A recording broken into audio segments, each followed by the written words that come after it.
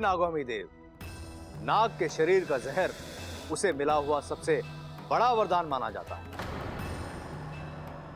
दुर्भाग्यवश इस सपोली का जहर एक हादसे में नष्ट हो गया है। नाग प्रजाति के नियम अनुसार अपनी पुत्री के कल्याण के लिए इस सपोली के माता पिता उसे अपना जहर दान करना चाहते हैं।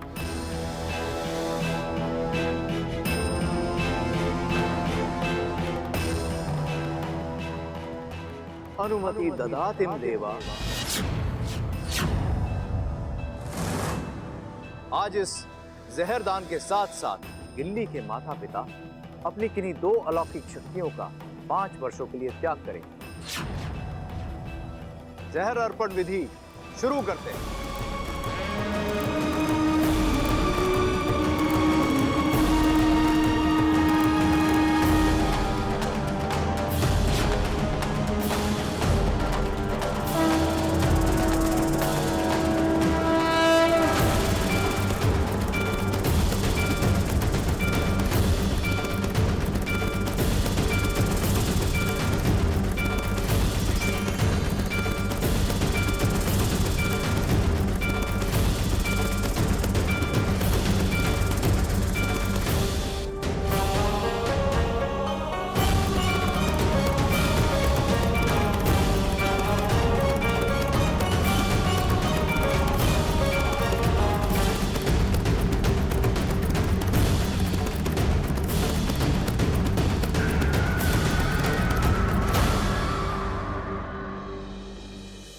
गिल्ली, अब तुम्हारे शरीर में तुम्हारे माता पिता का जहर प्रवेश कर गया है।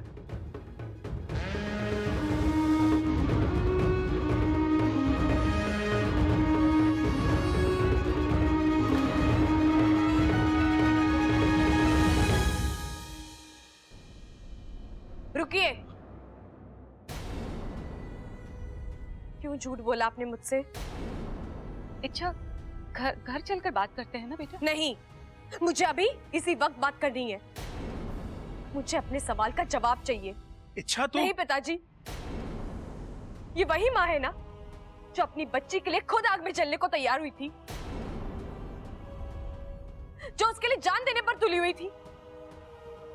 जो माँ अपनी बच्ची के लिए अपनी जान दे सकती है, वो उसे अपना जहर क्यों नहीं दे सकती? नहीं दे सकती, क्योंकि जहर दान देने का मतलब अपनी आधी शक्ति खो देना है। कमजोरी आ जाती है और फिर हमारी उम्र बढ़ रही है और इस बढ़ती उम्र में अगर जहर का दान दे दिया तो हमारी तबीयत बिगड़ जाएगी। माँ, आपको लगता है मैं आपकी इन बातों पर विश्वास कर लूंगी? इच्छा, तुम विश्वास करो ना करो, हमें कोई फर्क नहीं पड़ता। सच्चाई तो यही है कि इस उम्र में हम अपने जहर का दान नहीं कर सकते। और तुमने सुना नहीं, इस विधि में जहर दान के साथ साथ अपनी 2 शक्तियों को त्यागना पड़ता है। हाँ, लेकिन 5 साल बाद वो वापस भी तो आ जाती है। और इन्हीं 5 सालों में अगर हमारे साथ कोई अनहोनी हो गई तो? नहीं, हम ये खतरा नहीं उठा सकते।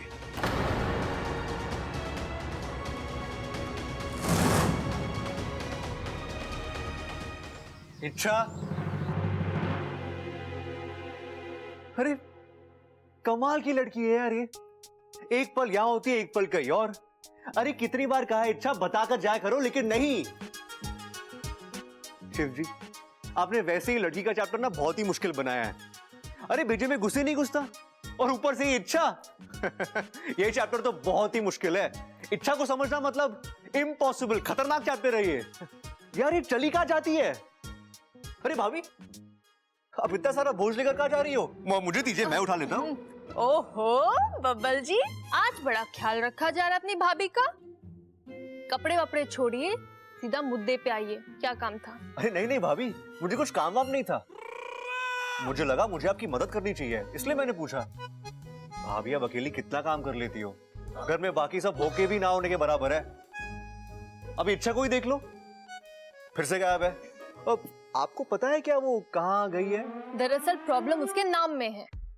नाम में प्रॉब्लम? क्या मतलब? उसका नाम ही इच्छा है।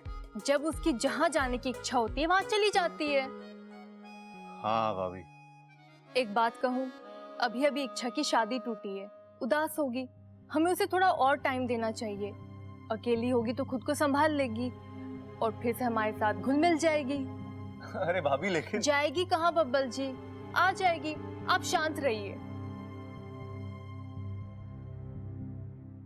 शादी टूटने का दुख इच्छा को हो ही नहीं सकता। वो तो कोई दिन रात ये प्रार्थना करती होगी कि शादी टूट जाए।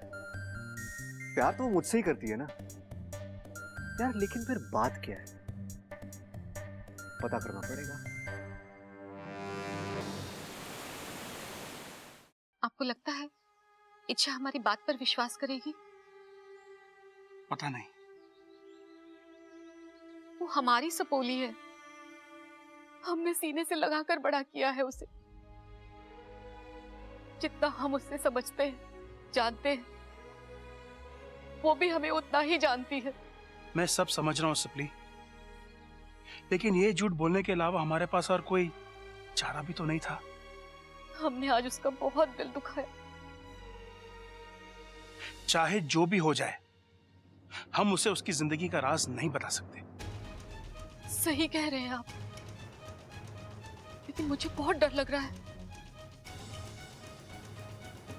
कैसा डर? इस राज को राज बनाए रखने के चक्कर में कहीं हम अपनी सपोली को ना खो दें।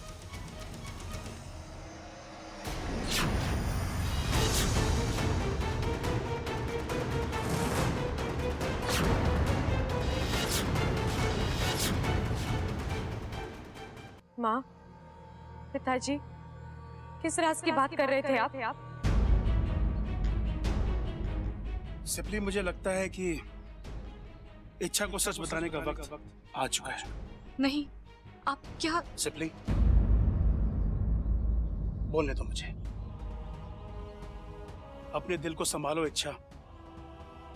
आज जो मैं कहने जा रहा हूं, हो सकता है उसे सुनकर तुम्हें धक्का लगे, तकलीफ हो, हमारा दिल दुखे, लेकिन इच्छा, जो सच्चाई है हम उसे नकार तो नहीं सकते ना। पिताजी आप बता भी दीजिए। ये उन दिनों की बात है बेटा, जब तू 2 साल की थी। एक दिन अचानक तुमने जिद की कि मुझे इंसानी बस्ती देखनी है। मैंने और सिपली ने तुम्हें बहुत समझाया, लेकिन बचपन की जिद। हम तुझे एक सुंदर से बगीचे में ले गए।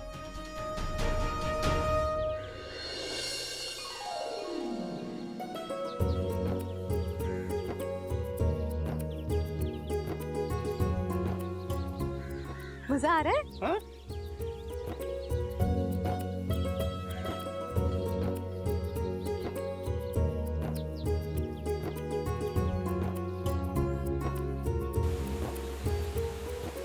सिपली, वो देखो झरना। हाँ, कितना सुंदर है। पानी ऐसे बह रहा है जैसे दूध बह रहा हो।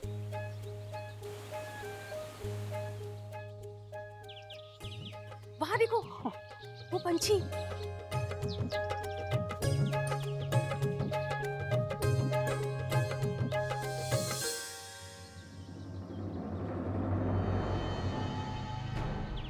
और वो देखो, इंद्रधनुष।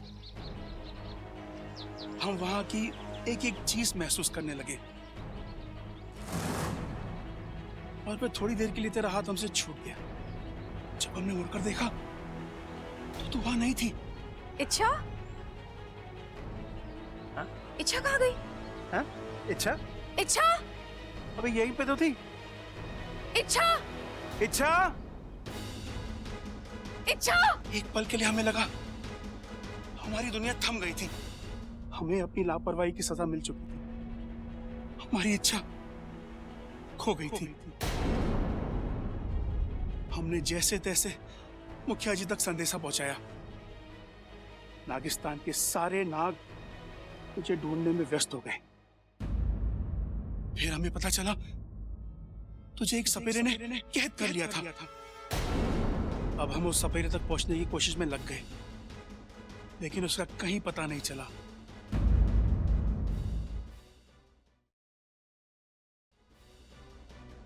फिर कैसे ढूंढा आपने मुझे? और पिताजी, इस कहानी का आपके जहर अर्पण से क्या? बहुत करीबी रिश्ता है सपोली। जिस सपेरे ने तुझे कैद किया था उसने एक बहुत बड़ा षड्यंत्र रचा था। उसने तुझ पर एक ऐसी विधि करने की कोशिश की जिससे तेरा नागिस्तान से हर रिश्ता टूट जाए और तेरी शक्तियों का लाभ उसे मिल जाए। लेकिन नाकुमिदे की कृपा से हम वहां ऐन वक्त पर पहुंच गए और तुम्हें उससे छुड़ा लिया। लेकिन तब तक उसके मंत्र असर कर चुके थे। तेरा और हमारा रिश्ता कमजोर हो चुका था। लेकिन जहां तक शरीर का संबंध है, हमारा बंधन इतना मजबूत नहीं है कि जहर अर्पण जैसी विधि को झेल सके। अब अगर जहर पाने में कोई तुम्हारी मदद कर सकता है तो वो सिर्फ गुरुजी हैं।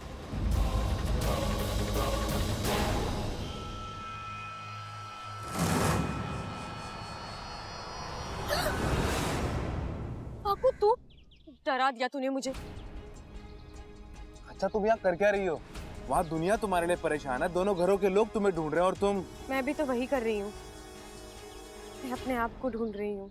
मतलब? अच्छा तुम जिस काम के लिए नागिस्तान गई थी वो काम हुआ? चाचा चाची से बात हुई? वो तुम्हें जहर दे रहे हैं ना? नहीं। क्यों? क्योंकि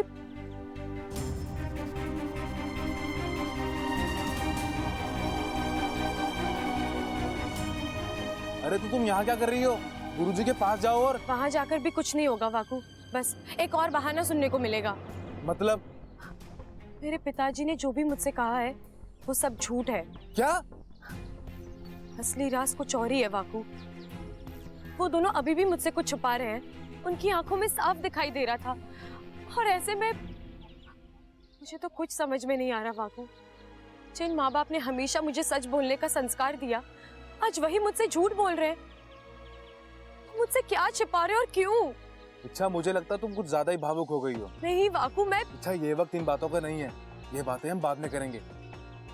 तुम अभी गुरुजी के पास जाओ और अपने जहर का इलाज कराओ, वो ज्यादा जरूरी है। जरूरी तो मेरे सवाल भी हैं वाकू। मैं गुरुजी से वो भी पूछूंगी और इस बार जवाब लिए बगैर मैं लौटूंगी नहीं।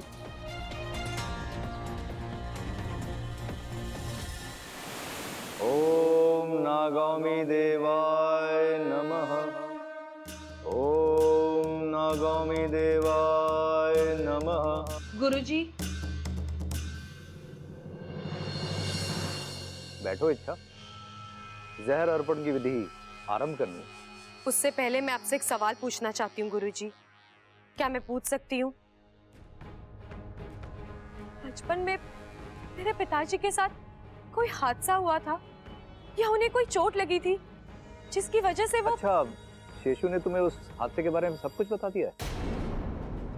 शेषु सच कह रहा है अच्छा, ऐसा एक हादसा हुआ था और उसी चोट की वजह से शेषु अपनी जहर देने की शक्ति खो बैठा है। इसका मतलब आप भी मुझसे झूठ बोल रहे हैं? नहीं इच्छा। हाँ, आप झूठ बोल रहे हैं क्योंकि पिताजी के साथ कभी कोई हादसा हुआ ही नहीं था। उनके कहने के मुताबिक हादसा मेरे साथ हुआ था। खैर छोड़िए, मुझे पता है वो मुझसे झूठ ही बोल रहे हैं, लेकिन मुझे सिर्फ इतना जानना है कि वो मुझसे झूठ क्यों बोल रहे हैं। आप मुझसे झूठ क्यों बोल रहे हो? मेरी जिंदगी का ऐसा कौन सा राज है जो आप सब लोग मुझसे छुपा रहे हो?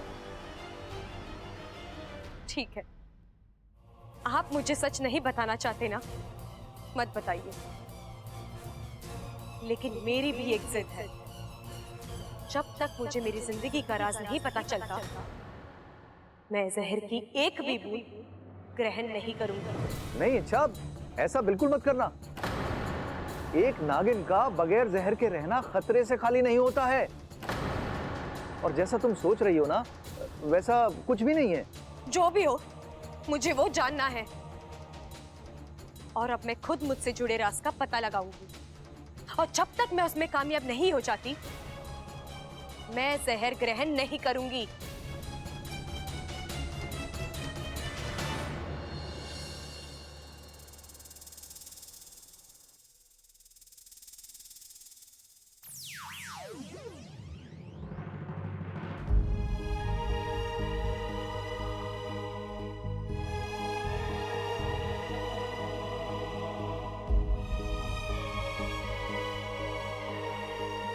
इच्छा,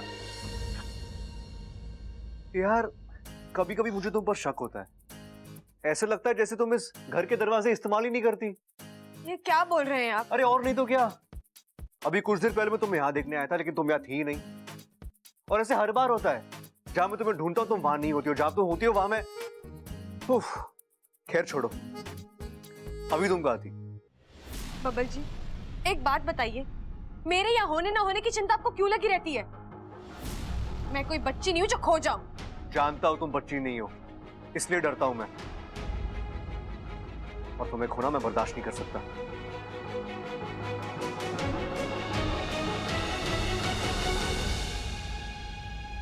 अच्छा, तुम रो रही हो?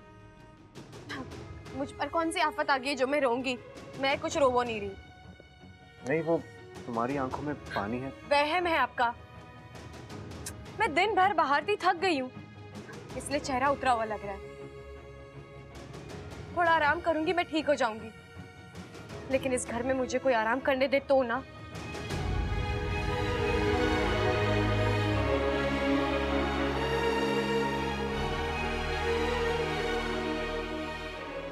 अच्छा, घर में सबको लगता है कि तुम शादी टूट जाने की वजह से दुखी हो,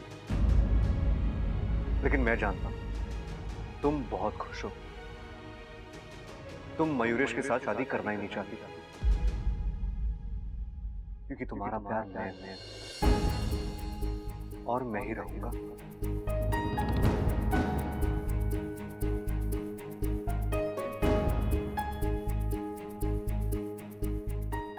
तुम ना बोलोगी, मैं हाँ बोलूंगा। सच क्या है, हम दोनों जानते हैं। एक ही बात को बार बार कहने से सच्चाई बदल नहीं जाएगी इच्छा। और हाँ, ये थकावट का बहाना किसी और को देना, क्योंकि मैं जानता हूं कि ये आंसू थकावट के नहीं, दर्द के हैं। वो दर्द जो तुम्हारी आंखों में है, लेकिन मैं अपने दिल में महसूस कर रहा हूं।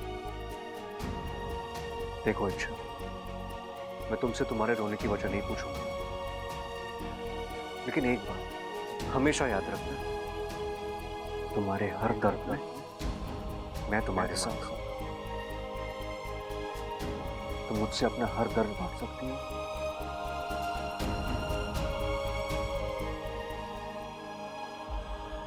और ये हक मैंने तुम्हें दिया है।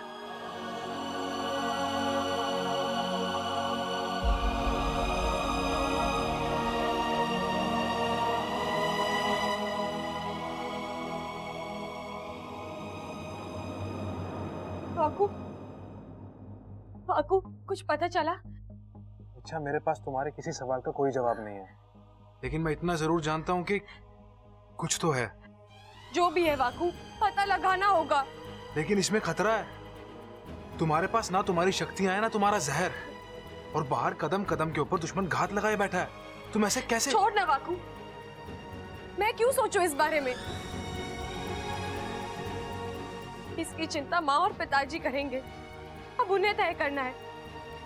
उनके लिए अपना राज ज्यादा प्यारा है या उनकी बेटी?